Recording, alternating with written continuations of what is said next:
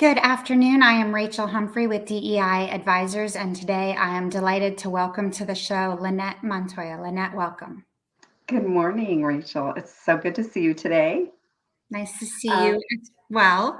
One of the things I like to do is share the impact that you and your leadership has had on me personally in my career, my hospitality journey. And I remember shortly after you assumed the role at Latino Hotel Association, you reached out and we began having a series of conversations about association leadership and content and governance and all of these things. And I was really taken by your desire to learn and to grow and to understand the new role that you had, and was very inspired to do the same as I continued my association leadership roles. I tell people nobody really goes to college thinking I'm going to be an association executive when I grow up. And so the ability to learn from you and share with you my learnings has been a really important part of my career. So I thank you for that. With that, I want to turn and spend about 30 minutes with you talking about your path to leadership and the lessons that you have learned along the way. And I want to start with you just telling us a little bit about who you are and how you got to where you are today. wow. Well, thank you, Rachel, so much. My name is Lynette Montoya, and I am the CEO of the Latino Hotel Association.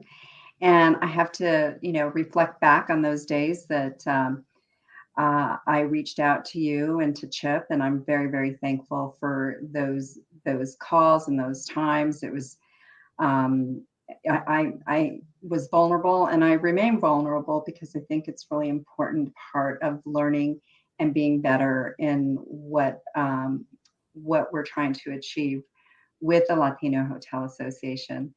And I'm just um, had I not had you and other leaders, I don't know if I would still be here.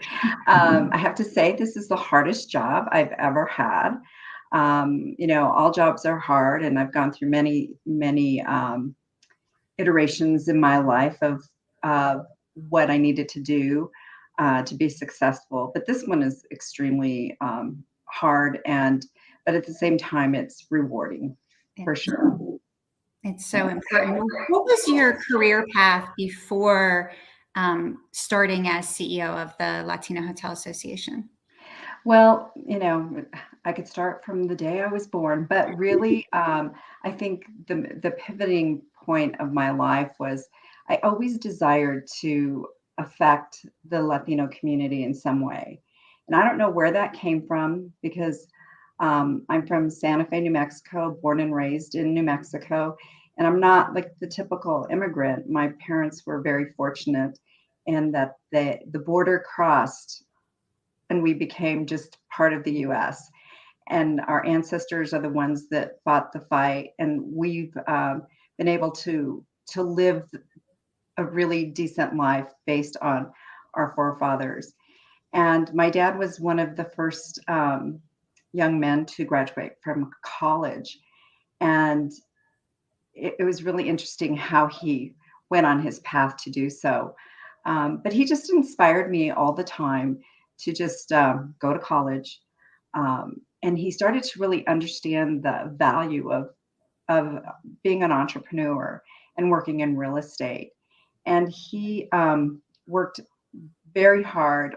He retired at like the age of 50, but he had everything going for him. He was a land surveyor, he was a real estate broker, he was a contractor. He's one of those men that was a man of all trades and could do almost anything. And so he really encouraged me to get my license early on. So before I even graduated from college, I had a real estate license. And I went off to, work in entities that provided help to Latinos, whether it was English as a second language, job finding skills. And I worked at a national level for an organization called SAD Jobs for Progress. And I was their government relations person. So just experiences abound, especially when you get to a certain age. You have all these different experiences. It's just hard to put them all out there and where it affects you today. But um, I got married and I met this person and I ended up being in an abusive relationship. And I have to say that story because it was pivotal in me moving back to New Mexico and just using that real estate license that my dad never let me let go. And so I was selling high end real estate and it was I was a single parent raising two young boys, and with that, it gave me the opportunity to just be brave and to really step out of my situation and work on with sales only as an income. And when it, I spent some time with a particular group of people that were looking at high-end real estate in Santa Fe. And for any of you that know Carol Burnett from back in the day, and Amy Irving, and all of the many major stars, even Julia Roberts, they all wanted to live in Santa Fe. And so I was in a great space where I was able to show these high-end homes. I worked with this group for a while, and they finally didn't end up buying anything. Meanwhile, I was like really counting on selling them a home, closing on those homes. So it was two of them. And then they just didn't want to do it. And I was like, oh, I'm not letting these people go. And this is what I guess you call persistence. And so I went to their office and they had been talking about how they had started a management company and they were doing real estate. And by the way, they were both Hispanic, which is kind of cool. And so I went to their office one day and I said, okay, guys, I worked with you all this time and I wasn't able to sell you a house, but since you're in this business, do you think I could sell you a hotel? So there you go, Rachel. That was kind of where it all started. That's And incredible. so, yeah, sure enough, I sold them their hotel in San Antonio, Texas, the St. Anthony. And I thought, oh my gosh, I got to find them more properties. I got to look everywhere. And I started looking at those old H&LA books that were this thick. And you opened them and you looked to see who all of the people were that owned the properties, that managed the properties. And I just started using those tools. And anyway, this is such a long story, Rachel. I could keep telling you more, but I need to tell you kind of a few more steps in the story. I met Doreen Lalani, who you just interviewed recently. And I literally just called her up and said, I'm in town. I flew to Houston by myself, asked my parents to watch my boys to just start to look for more assets. And I literally knocked on doors of hotels. I know, door knocking for homes is one thing, but for hotels was different. And I'd go to the front desk and I'd say, can you tell me who I could reach out to so I could reach the owner? And, that's literally what I did. And so that's how I found some assets. And I had a spiel that I was taught in that period of time that those guys gave me the opportunity. They said, okay, this is what you say. You say, I know some people that are looking for acquisitions, and I was wanting to see if you were looking at doing a disposition of your property. So that's how I rolled. And anyway, I go see Doreen, and we start looking at the portfolio that she was working with. And so we start looking at, some of their assets, and we do make offers, but those didn't necessarily work out. But she did say to me, Lynette, you have to go to investment conferences. So I started to go to investment conferences, and it was a huge investment to go. And today it's a huge investment to go to those conferences, as we all know. And I would get there and I would be like, oh my gosh, this is a sea of white men. And you may have heard this story, but it was a scary and intimidating situation to walk into these conferences. And poor Doreen, I was just hanging on to her. And I felt like the short Hispanic woman in the room. And, where were anybody that I could relate to? culturally, but it didn't matter. I still went up to everyone and I introduced myself. And I met a while back John Q. Hammonds, and I stayed in touch with him, and I was able to sell some of his assets too. So, it really paid off to be brave and step out of the box, and then it got more difficult as there became a lot more brokers and they were men. It became a lot more difficult. So that's when I realized I needed to kind of tone it down, stay in my lane in New Mexico, and not try to do so much everywhere else. And also we had a market crash, et cetera, that kind of slowed me down. And then I was raising young men, and that took a lot of time. And meanwhile, I remarried, and so I had a support system so that I could just not be so strapped. And anyway, so that's kind of the story, Rachel. Well, maybe I told you the story before. Not all the pieces of it, which I think is one of the things that's really interesting. And I will tell you, you have so many incredible nuggets in there. I want to follow up on a few of them. First of all, one of the things we do hear often is the tremendous impact that your father had on raising a daughter to show you that you could really be anything, but the importance of the independence, the financial independence, the having a career and other things. So kudos for starters to your dad. But also so many examples of bravery in there and advocating for yourself and stepping out of your comfort zone. I want to touch on a couple of the topics early on. Doreen has been an incredible mentor and champion to so many. And you just talked about the influence that she had on you. And now, in turn, you are getting to serve as a mentor and champion to so many in the industry and as a role model. Talk a little bit about the process of identifying mentors and champions, and then in turn, paying it forward in that role for you today. Well,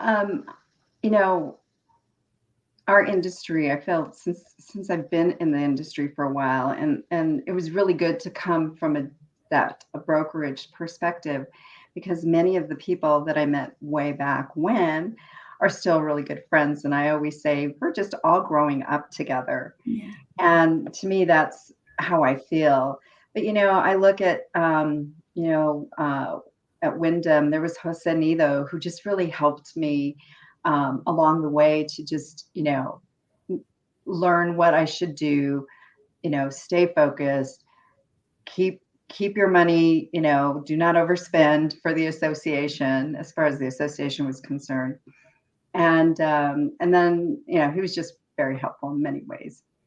And then there's been Bill Fortier over at Hilton, who's just been an amazing supporter of the association. And I'm very, very thankful to him. And Rob Menitesh over at Best Western, he's like, when I first started, I didn't know what to do, because I was, the footsteps had gone dry from the person that was before me. So there were so many things that needed to come back together.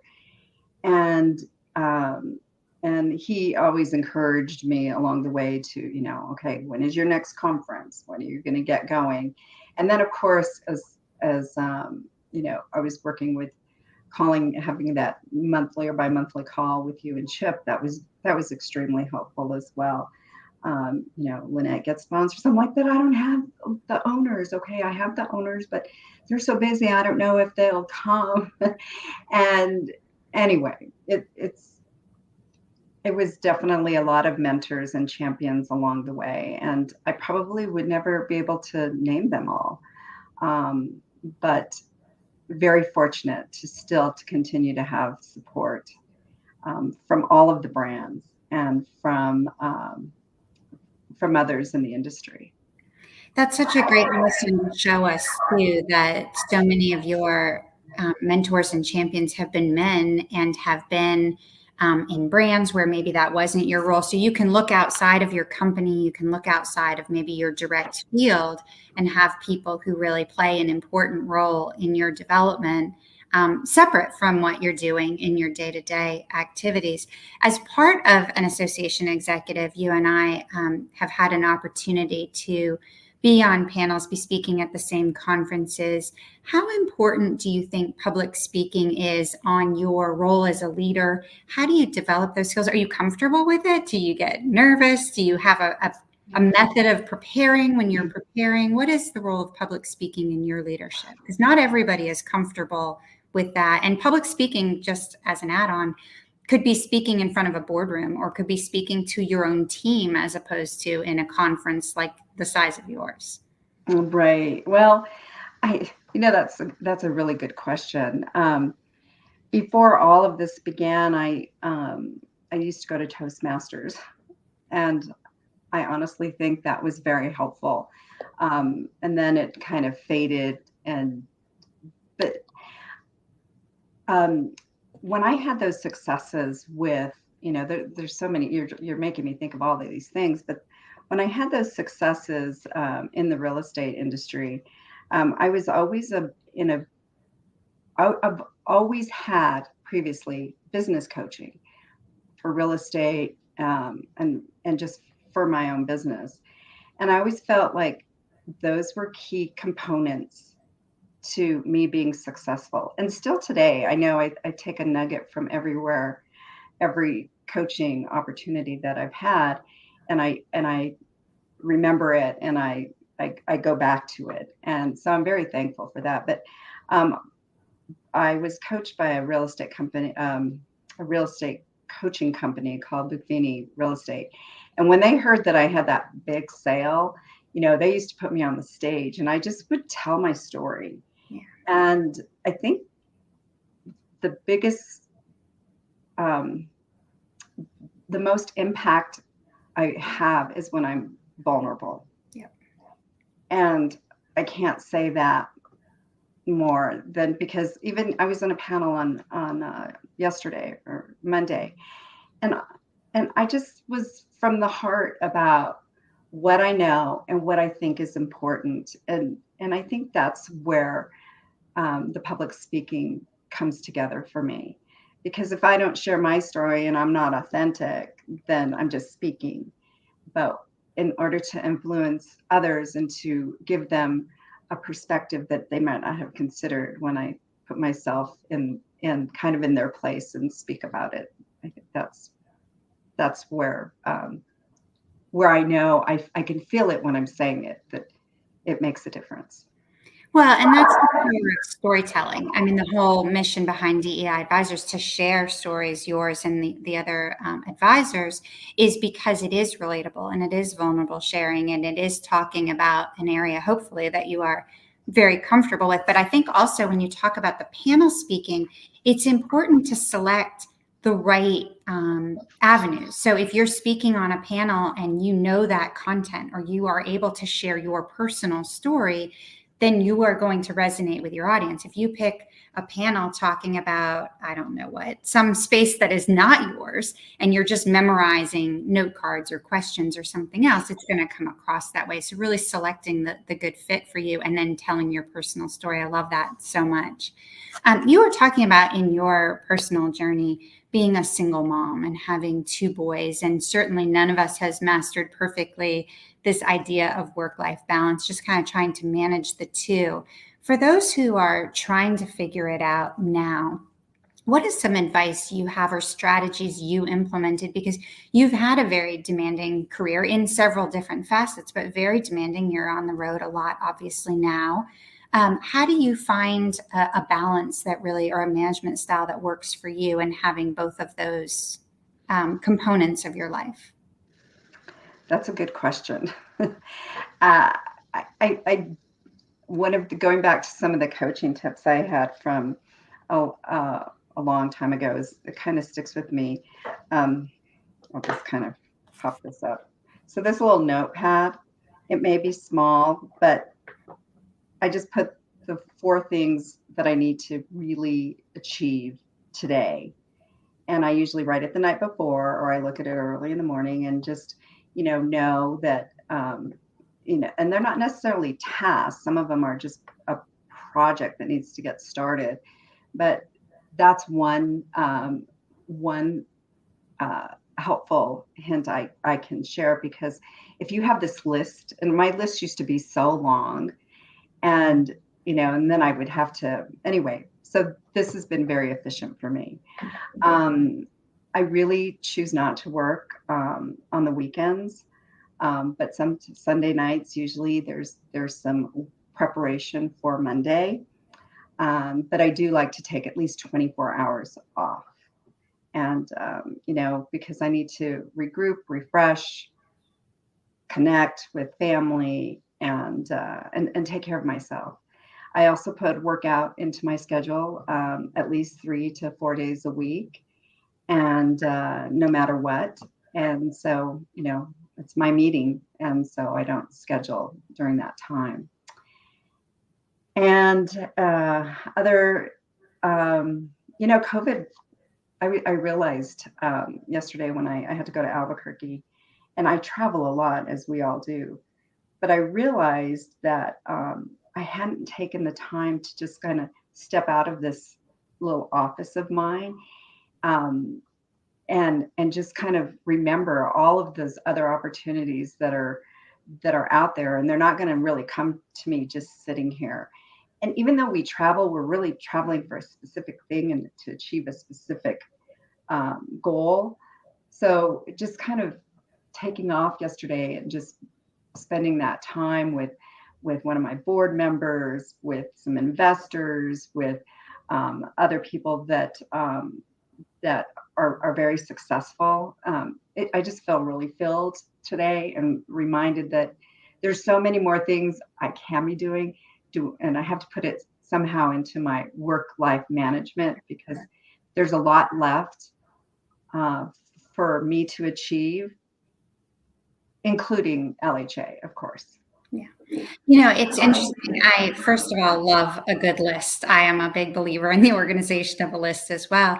But what I really touched on there was that you are self aware enough to recognize the importance of self care, and that you are building in that important time, because it's very easy as parents, especially as single parents, to not prioritize ourselves and to make sure the association is taken care of, to make sure that you mentioned that all the shareholders of the association are taken care of, that your children are taken care of. But I love that you are finding intentional time to take care of yourself. So that's incredibly helpful advice to share. And I hope that people will definitely attach on to that.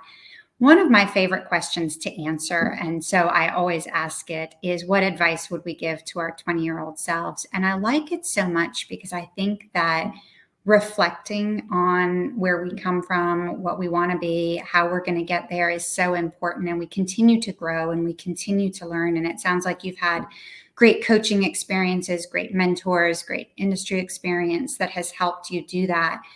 Looking back now, what would you tell 20-year-old Lynette? Well, this is just a reflection of the first thing that comes to mind is this will pass. Whatever's happening to you at that age, and it seems so traumatic, it will pass. And I think that's really hard to see when you're young. You see just the worst in everything. And as I've gotten older, I've learned more about just surrendering, and just saying, it's everything's going to work out. You work towards helping it to work out, but sometimes the dwelling on something that's not happening well, it can be really painful. And I wish I would have known that, and given myself a little bit more of a break. um, I would say invest. um, Look at ways to invest, save your money however you can, and whatever resource that's available to you through your workplace, and or if you're an entrepreneur, to get advice on how to do so. Um, to appreciate, the next thing would be to really appreciate your age at where you're at, because I think I don't know, when we're in our 20 somethings, we're loving it, but I don't know what we're waiting for. So enjoy the moment. That's great advice. I love that. Well, Lynette, as CEO of the Latino Hotel Association, but also through your career, you have accomplished great things, but it is not without obstacles, personal and professional. What are some of the strategies when faced with a challenge or an obstacle that you implement, part of your character that you think helps you kind of hunker down and overcome whatever that challenge is that you're facing?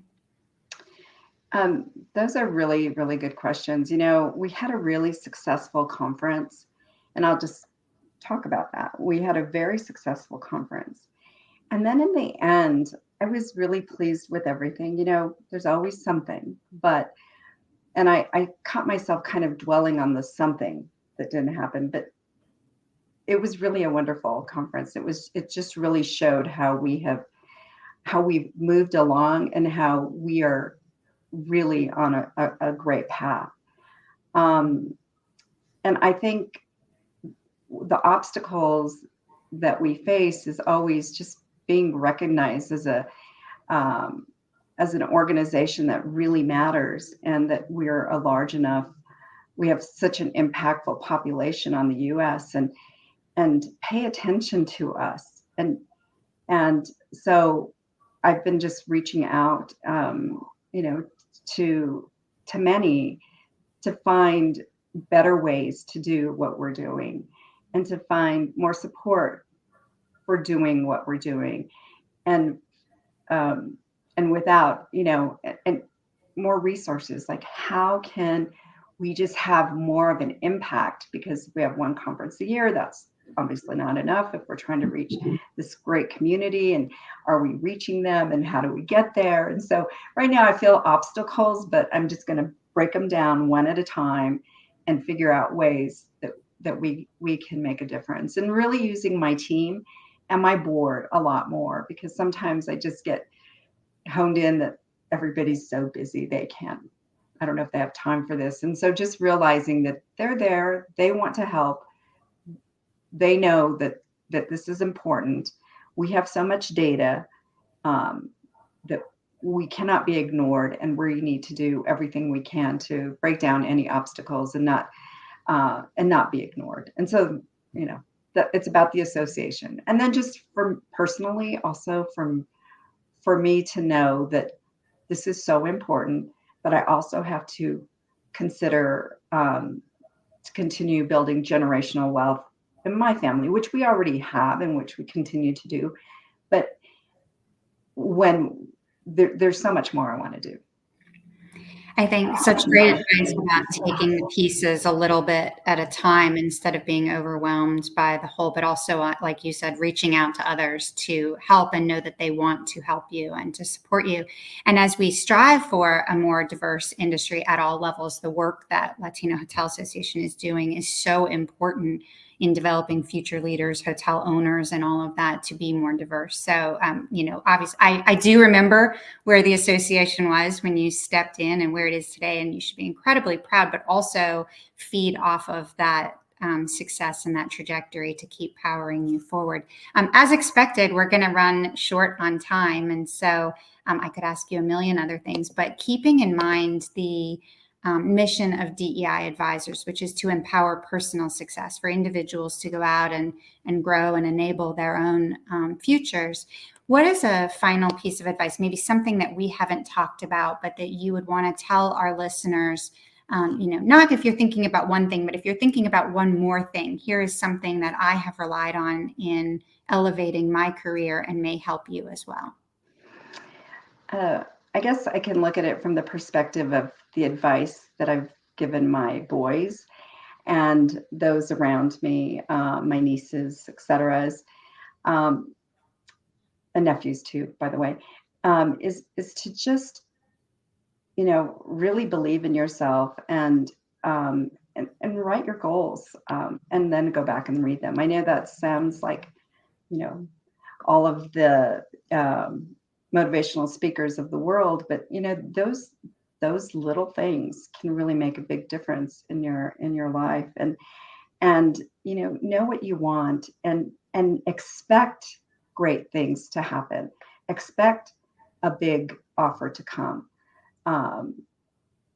So you have to really believe in yourself to see those things happen, and just know that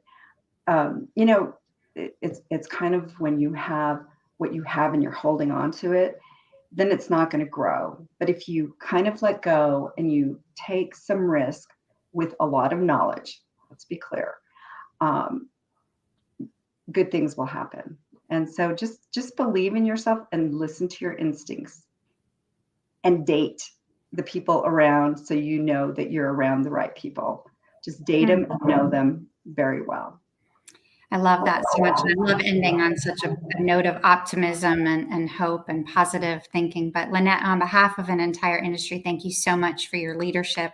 On behalf of our team here at DEI Advisors, thank you so much for sharing your story and the insights you've learned along the way. But we're glad to have you as a guest today. Thank you so much.